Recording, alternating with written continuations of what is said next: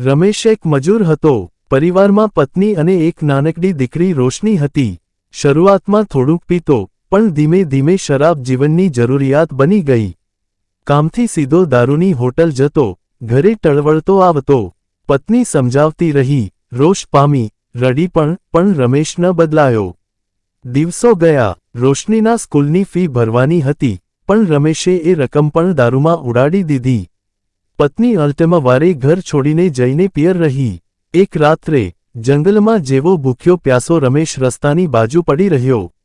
ક્યાંકથી રોશનીની વાતો યાદ આવી. એની નાનકડી આંગળી પકડીને બોલતી હતી, પપ્પા, તમે દારૂ ના પીતાને?